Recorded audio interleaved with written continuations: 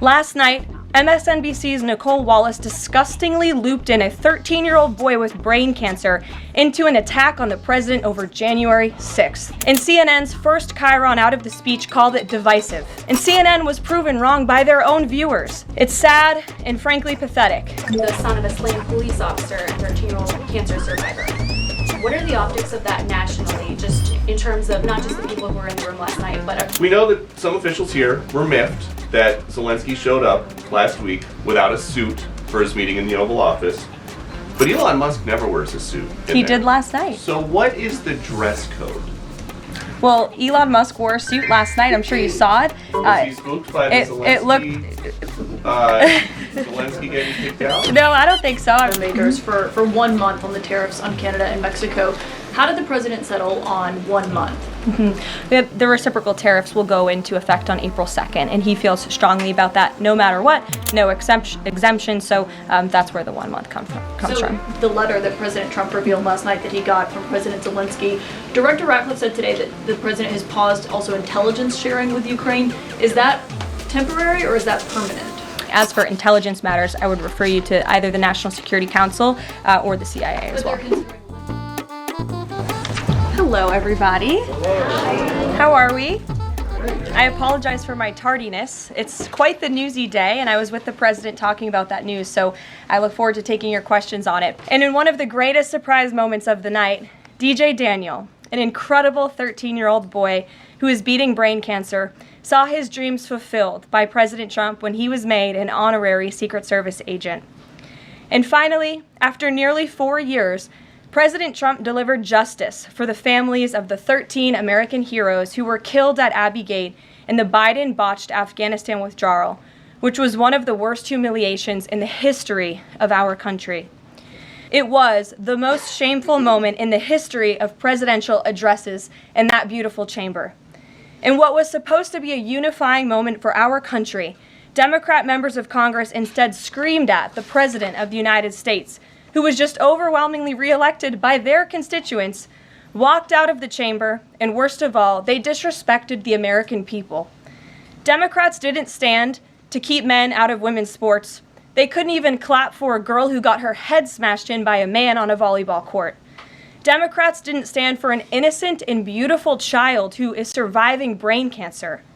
They opposed eliminating taxes on tips and Social Security. They didn't stand in favor of cutting taxes for hardworking Americans. They couldn't even clap for 2 mothers whose daughters were killed by illegal aliens. One of the only things that could get Democrats off their feet last night was cheering for Ukraine, not for America. Last night was a very clarifying moment for our country. The Democrats exposed themselves as the party of insanity and hate, the party that wants to put America last.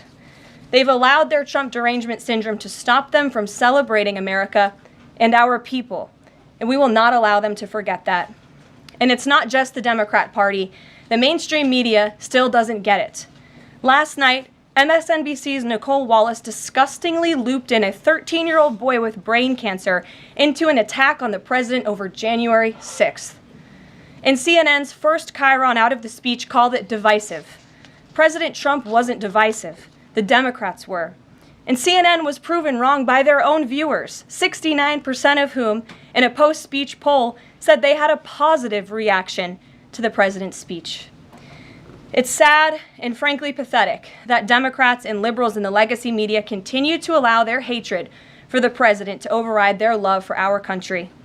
But nevertheless, the president will continue to unify this nation through policies that are grounded in common sense and that uplift all Americans. The president just posted on social media that he had spoken with Prime Minister Trudeau. He says he's not satisfied with what the Prime Minister has said when it comes to fentanyl, but less than 1%, as you know, less than 1% of the fentanyl seized last year was in the northern border. What else does Canada need to do? Well, the president did just put out a statement on his call with the governor, Justin Trudeau, as he calls him, of Canada. And he said that he was not pleased, as you said. He said it's not good enough. He told Prime Minister Justin Trudeau that directly. The call ended in a somewhat friendly manner, as the president said. But we know that some officials here were miffed that Zelensky showed up last week without a suit for his meeting in the Oval Office. But Elon Musk never wears a suit. He did last night. So what is the dress code? Well, Elon Musk wore a suit last night. I'm sure you saw it. Was he spooked by the it looked. Zelensky getting kicked out? No, I don't think so. I'm just pointing out that he did wear a suit last night, and I think the president liked that very much, and he looked great. Speaking of the president, he just passed me a note while I'm standing here. He wanted me to hold this up. This is the poll that I cited, the CBS YouGov poll that shows that 76% of those who watched the president's speech last night approved of his speech. Next, Caitlin. Thanks, Caroline. I have two questions. One on the reprieve that is being granted to these three automakers for 1 month on the tariffs on Canada and Mexico. How did the president settle on 1 month? The reciprocal tariffs will go into effect on April 2nd, and he feels strongly about that no matter what, no exemption, so that's where the 1 month comes from. Does he expect them to be able to shift production within a month? He told them that they should get on it, start investing, start moving, shift production here to the United States of America, where they will pay no tariff. That's the ultimate goal. And on the conversations between the White House and the Ukrainians and the letter that President Trump revealed last night that he got from President Zelensky, Director Ratcliffe said today that the president has paused also intelligence sharing with Ukraine. Is that temporary or is that permanent?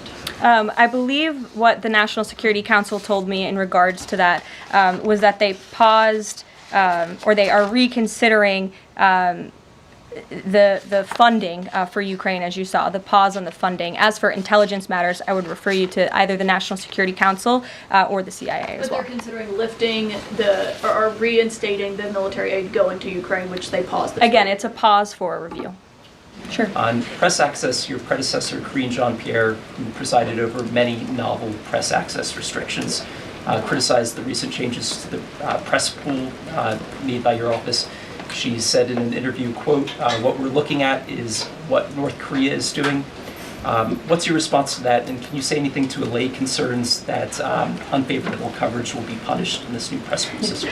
I think that's the same individual who said from this podium numerous times that the commander-in-chief was mentally and physically up for the job, which we knew was a lie. Many people in this room knew it was a lie. Many of you were admonished for asking questions about that truth. So when it comes to truth and transparency, this administration, this White House is setting the example. This president is taking far more questions than his predecessor, Joe Biden, did on a daily basis, and that will continue. Fentanyl tariffs. Fentanyl produced largely in China has killed 334,000 Americans over 5 years, according to CDC data.